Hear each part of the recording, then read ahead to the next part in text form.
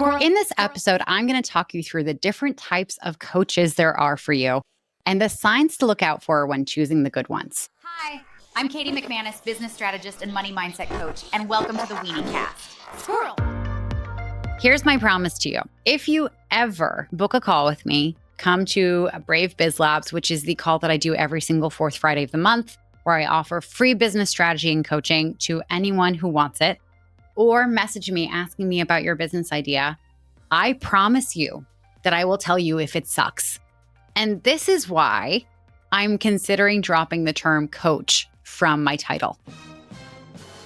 I recently had a conversation with one of my business partners. We're doing market research for a new offer that we're launching for a new business, and it's very exciting. But we're interviewing business owners about where they're struggling, what their idea is, how they want to grow, so on and so forth. And he was telling me about his most recent interview with a gentleman who has spent about 2 years trying to get his business off the ground. He hired a coach who told him that his business idea was good. It is not. This coach also told him to stop creating content for social media on LinkedIn and to start just cold calling a bunch of investors and asking them for money. If you're also a trained coach, you know that this is not coaching. The term coach gets used in a lot of different ways. And I want to explain this first before we get into how you can really find the right coach, mentor, consultant, whatever it is that you need for where you're at in your business. But before we get there, let's talk about what the definitions are so that it makes sense when we get there.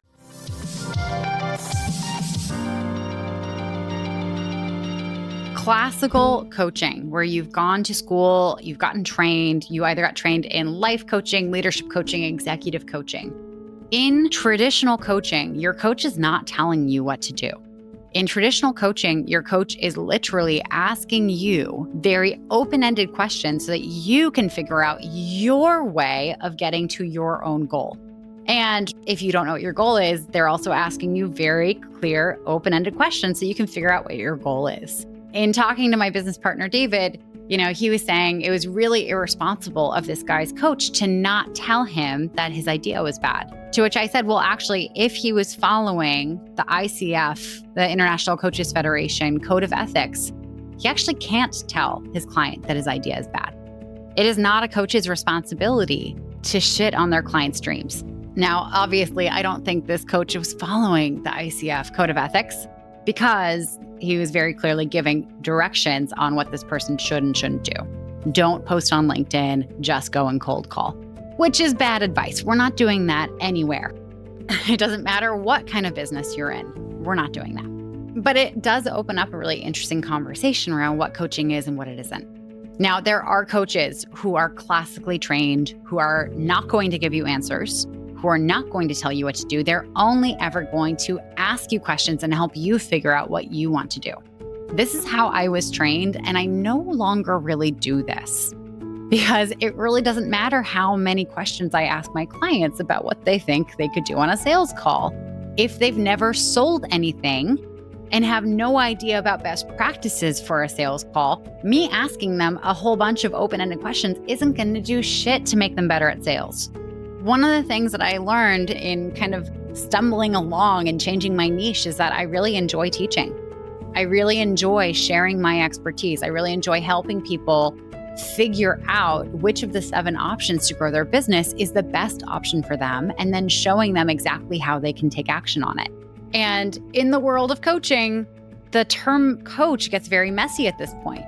Because you have people who are trained coaches who think, okay, well, I'm not telling you what to do. I'm going to do classical coaching with you, and that's how I'm going to help my clients. And that's valid. And then on the other side, you have people who are experts at a specific thing like LinkedIn, copywriting, podcasting, and they can call themselves coaches because they are helping people with a very specific thing, but they're giving advice and they're teaching and they're sharing their expertise and knowledge. And then you have people like me who kind of like bastardize both.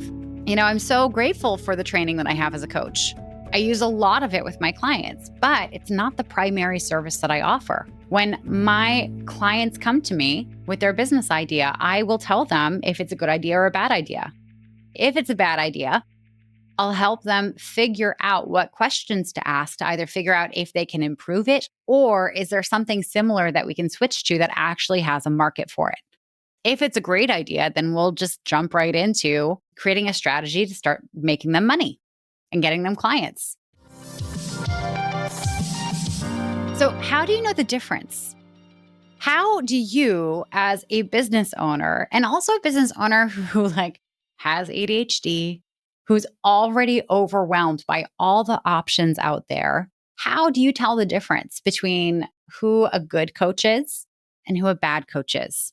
And when I say bad coach, they may not necessarily be bad. They may just not be right for what you need right now. So here's some things that you need to look at before you start looking for your coach. First and foremost, are you at the point where you need to start this business?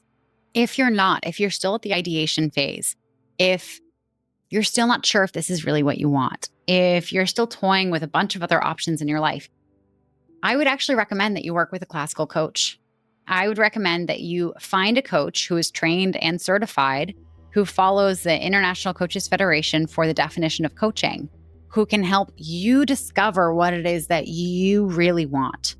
Because it doesn't matter how much money you throw into starting a business if it's not actually something that you want. And if you don't have a clear idea of how it's going to make your life better, I guarantee you're not going to do the work. And because you're not doing the work, you're not going to get the results. And because you're not getting the results, you're going to have zero return on investment for that program, those sessions, whatever it is that you signed up for. Really take your time to make sure that this is the path that you want. And the only way you can do that is by working with someone who's not giving you advice on it, who's genuinely asking you the right questions to help you figure out what you want your life to look like.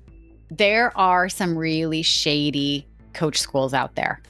So here is the gold standard, is you want to find someone who has been to a coaching school that is ICF recognized, International Coaches Federation. I personally know really talented coaches from the Coactive Training Institute, where I was trained and certified, from IPEC, which is very similar to Coactive, and from Accomplishment Coaching.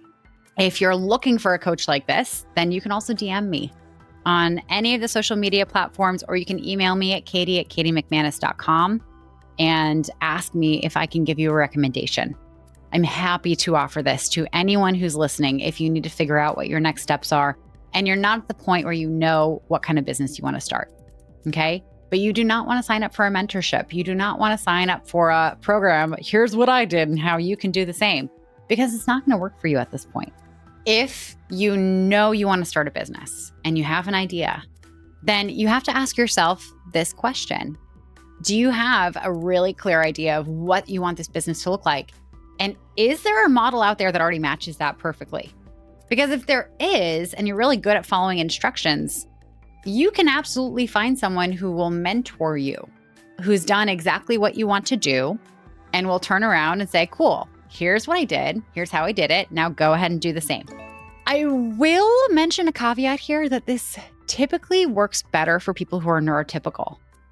So if you have ADHD, like most of my listeners do, because this is an ADHD business building podcast, these programs may not work for you. You know, you may take really useful tips from them, but a lot of the instructions, a lot of the processes in these programs just aren't designed for an ADHD brain. So make sure that if you want to sign up for something, that it's going to be the right fit for you. Now, if you aren't really sure what you want it to look like and you don't really see a model out there that is like, oh yeah, I want that, then you're probably going to need to look for someone who kind of mixes coaching and consulting like I do. You want to look for someone who has a level of customization in their program that really helps you find your way, but also adds some expertise, who also trains you on the bits that you don't even know that you don't know. Okay, so now that you've asked those questions and you kind of have an idea of who you want to work with, here's how we spot the good ones and the bad ones. All right, because there are a lot of charlatans out there. There are a lot of people who are really profiting off the fact that this is not a regulated industry. And so we want to be able to spot them from a mile off. First and foremost, Anyone who has a gazillion followers on social media and uses the fact that they have a gazillion followers on social media as proof that they're good at what they do. How many followers you have doesn't mean shit about the quality of service that you provide. It has no correlation.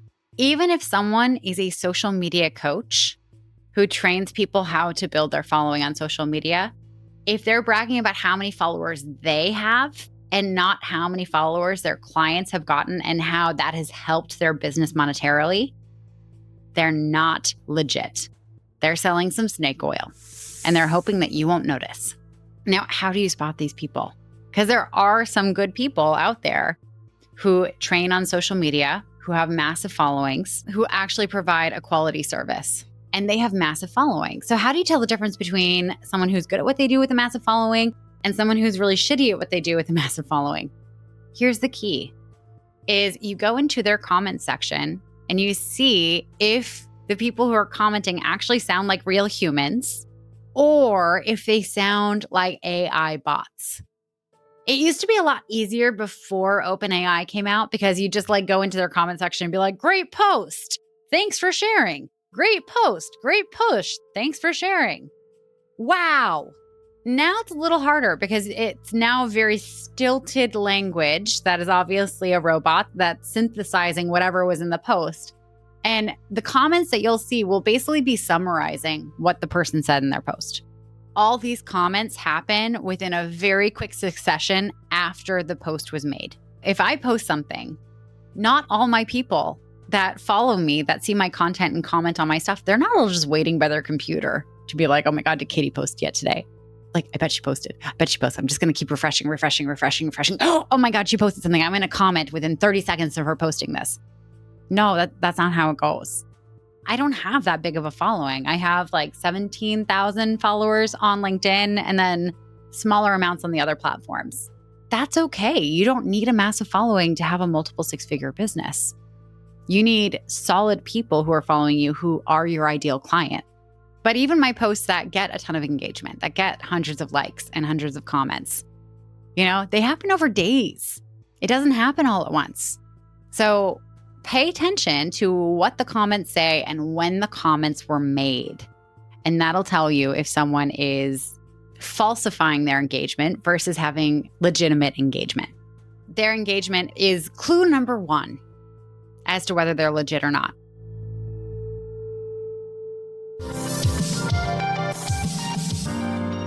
Next, we want to go and we want to look at their testimonials. Testimonials that are worth anything should be given after someone has completed work with a coach. One of the biggest red flags that I see when I go onto scammy coaches' websites is all of their testimonials are from people who just signed up for their thing. I just made payment and signed the contract. I'm so excited to start. Oh my God, I'm 1 week into the content and it's so helpful. This is going to be great. Just enrolled in the program. I've been following them forever. This is going to be so transformational to my business. That doesn't help anyone. That doesn't have any proof of concept. That doesn't tell anyone about the results that they've gotten after working with that person. When you go onto someone's website, you want to look for testimonials that speak to how long they've worked with the person, where they started from, what they were struggling with when they hired this person, and what results they've gotten out of it. We're looking for ROI, which if you don't know what that is, it's return on investment. I don't want you going out there and hiring coaches who don't have any proof of a good return on investment. That said, it's not necessarily bad if they have some negative reviews, especially if they've had a lot of clients, so they have a lower ticket option. Not everyone's work is going to work for everyone. You want to be very cognizant of, however, about what kind of negative review they have. This just didn't work for me. It's allowed for someone to have a couple of those if they have dozens of other good ones where people did see results. You're not looking for perfect because perfect does not exist. What you're looking for is real. Another red flag is if there's no last name. If it's a first name only and there's no indication about what kind of business they have, or there's really no way to go and kind of cyber stalk and see if they're actually real human beings in the world, that's another red flag. Now, of course, in the coaching space, we have confidentiality with a lot of our clients. So of course, like there may be some testimonials where there's no last name, or it's just happy client, or it says, senior executive. And that's okay. But all of the testimonials shouldn't be that. There should be some testimonials where you're able to literally just go and look up this person's name and find them on LinkedIn and see that they're a real human being that does the job that they say they do. Lastly, you want to look at their content and what their messaging is. What we're looking for is we don't want rainbows and sunshines only, and we don't want doomsdayers. Rainbows and sunshines means like your idea can be turned into $1 million product, blah, blah, blah, blah, without any caveats around how you determine what ideas are good and what ideas are bad. Rainbows and sunshines can also be, it's just your mindset. Once you have your mindset dialed in, then you can have a 7-figure business. No, go fuck off. Mindset alone will not help anyone have a 7-figure business. You have to learn how to do a lot. You have to have a good idea. You have to have a really strong market presence. There's so much that goes into it. And if you're not also talking about all the stuff you have to learn and do and fix and figure out as you go along, if you're only saying mindset, then you're a snake oil salesperson and you should go away. And you as my listener, I hope you're not spending money with these people. The doomsdayers, on the other side, they're making it seem like if you don't hire them, then you'll never be successful. The doomsdayers also have this edge of like, I have the secret and you don't have the secret. And the only way you're going to get the secret to do this thing is if you hire me. No, they don't have a secret. There's no secret. They're just like best practices. They know one of the best practices. And sure, you can hire them to learn that best practice, but it's not anything special. Like there's no new story. Every single story we have, every single movie, every single book follows this same model of the hero's journey. It's the only way we pay attention to shit.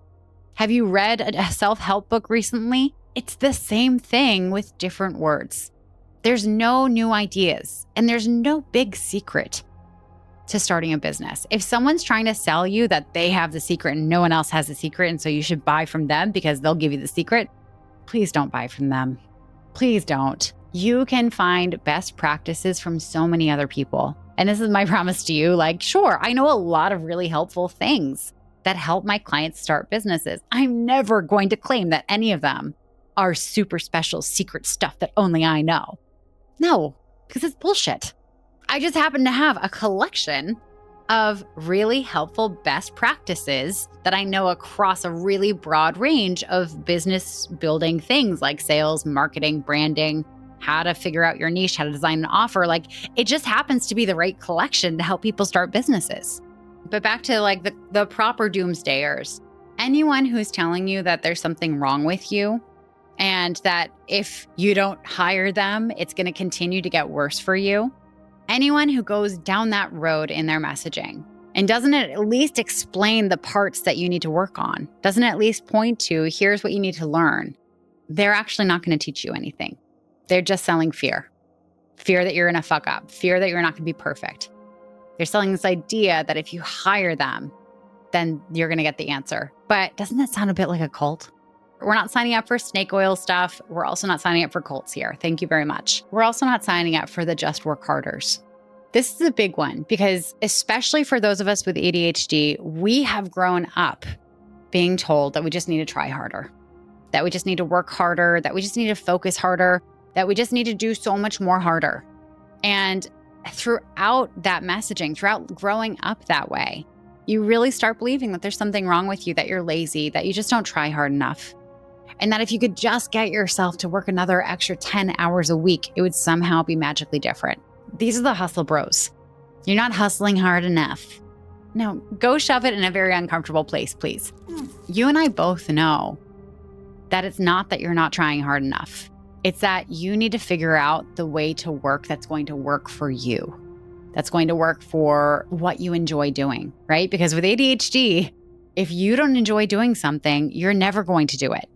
You need to figure out what it is that you want to sell. What's the difference you want to make in the world? You have to actually believe in it. And when you have the right support, that support is going to help you figure out what that thing is. I can't tell you how many clients I've had who've started with me thinking that one thing was going to be their niche, and they get a few months in, they're like, I hate this.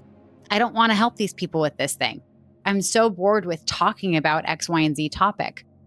Trying harder, hustling more is not going to help you be more interested in that thing. For an ADHD business owner, having someone who will support you through the pivot is the most important thing. Having someone who can tell you when it's time to quit is the most important thing, because we're programmed throughout our whole life to just stick with something and try harder because that's what we've always been told is the problem with us. And it's actually not. That's what we want to look out for when we're trying to identify the baddies. And not the fun baddies, the bad baddies, the people that we do not want to work with.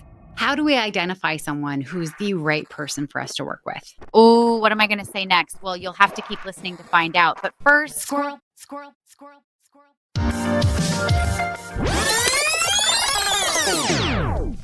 How do we identify someone who's the right person for us to work with?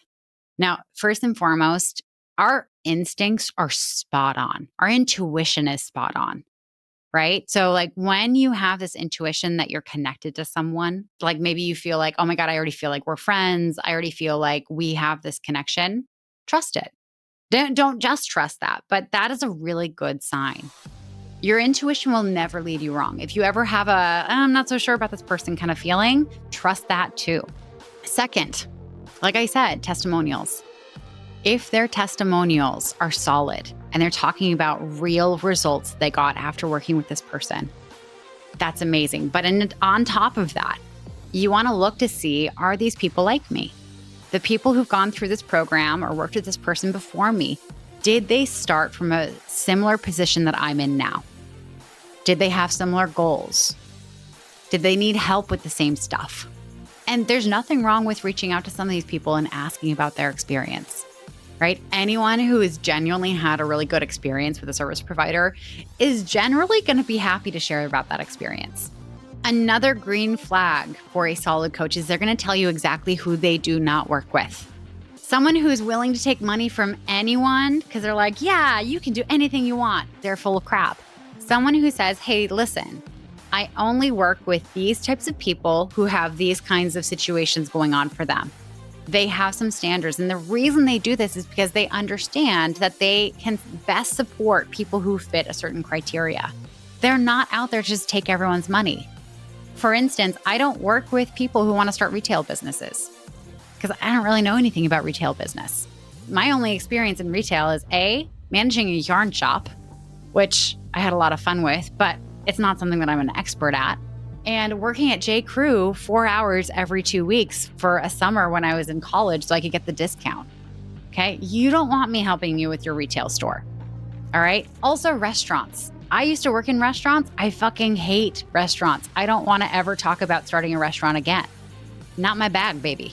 I also don't work with people who charge generally less than $200 an hour because it's not worth it for them to hire me if you're charging less. And I'm not saying that you can't make really good money from starting a virtual assistant business.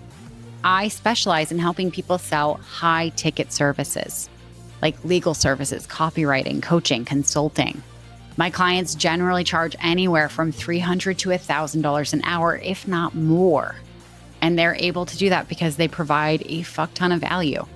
Look for a coach who is that specific about who they work with and who they do not work with, because that shows that they have some integrity. People who can help anyone and everyone under the sun, don't buy it. Squirrel. And lastly, and this takes some time to glean from someone. If you're following someone for a while, you can generally see that they're consistent. They have consistent beliefs. They have consistent opinions. They have consistent lessons that they teach. There's no bait and switch. They're not changing their mind and being contrary without explaining how they changed their mind. I don't think I'll ever change my mind on this, that if you're starting a business, the best way to start is with one-on-one clients. They are your fastest path to cash.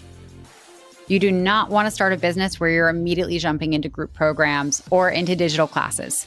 The failure rate is just too high, and you have to get too many people to buy into it versus just working with one person. And you also charge less. Find someone who has an opinion. You might not like that opinion. But find someone who has a stalwart opinion that they're not changing, and they give good reasoning for it. Squirrel. And lastly, find someone who isn't pressuring you to sign up to their timeline.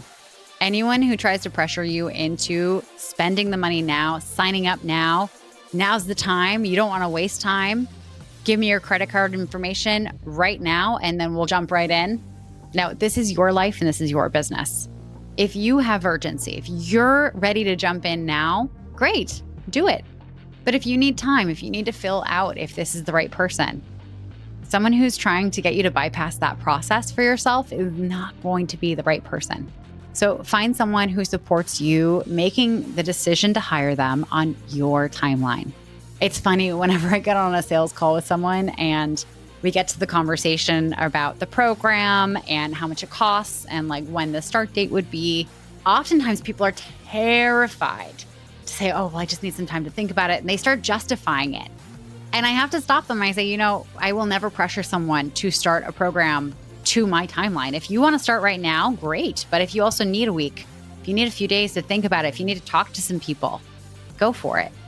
If you're talking to me and you're realizing this is not the right time for me, I think I need a few months to be able to get some ducks in a row, then absolutely take that time. Come back to me. Find the people who are there for you making the right decision. And lastly, and this is a really important part that gets overlooked a lot, find someone that you know you'll have fun working with. Remember in school where you had classes where the teacher was just mean or wasn't fun or was really boring? How hard was it for you to learn things in those classes? You were always nervous that you get it wrong, or you were always really struggling to pay attention, especially if you have ADHD. And it was such an uphill battle, and it didn't need to be. The classes where the teacher made it fun and engaging and let you kind of ease yourself into it. One of my favorite teachers, who I'm super excited, I'm actually going to have a beverage with her this Friday, Miss Blanchard. She was my French teacher in high school. I adore this woman. I always idolized her. I always wanted to be her when I was a kid. She had this way when you showed up in class, she wouldn't jump right into teaching generally. She would tell you kind of a funny story. She'd tell you about something self-deprecating that happened that morning, or she'd vent about something. She treated us like peers, and she'd ask us questions. And I remember one class she came in, she was talking about dream analysis, and then she just did some dream analysis for some of the kids in the class, and it was great. And then she went into teaching. And to this day, I remember some of the weird mnemonic tools that she gave us to remember verb conjugations or different words that were really hard for us to remember. The fact that she made it fun and low pressure and made that classroom a safe space where everyone got to show up just as they were, that made the things she taught that much more sticky. I cannot tell you a single thing that I learned anywhere else in school, but I, to this day, know how to conjugate for the imperfect because she taught us a rap song about it. R-E-S, R-E-S, R-E-T, E-O-N-S-E-O-Z, R-E-O-N-T. That's sticky. I will remember that when I have dementia and I'm in an assisted living situation in about 60 years from now. And my nurses will have no idea what the fuck I'm singing about, but it'll be hysterical. Find a coach, find a mentor, find a consultant, find whoever it is that you need to work with who is going to make it fun and memorable and easy for you. There's nothing wrong with sorting for that. The best money you will spend is on a learning environment that supports how you learn best. And as people with ADHD, we learn best when we're having fun, when we're laughing, when we feel lit up on the inside. Squirrel, squirrel, squirrel. So go and find that. And if in hearing all this, you sense that you want to work with me, if you want to find out about any of my programs with no pressure, then I invite you to go to weeniecast.com/strategy call and go book a generate income strategy call with me. We'll talk about your business. I'll be very honest if your idea is good or bad or just needs some work. We'll talk through where you're struggling in getting this off the ground or in growing it. And if it's a fit for both of us, we can talk about the different options to work together. Hello, stranger. I'm cold calling you because I want your money. Will you invest?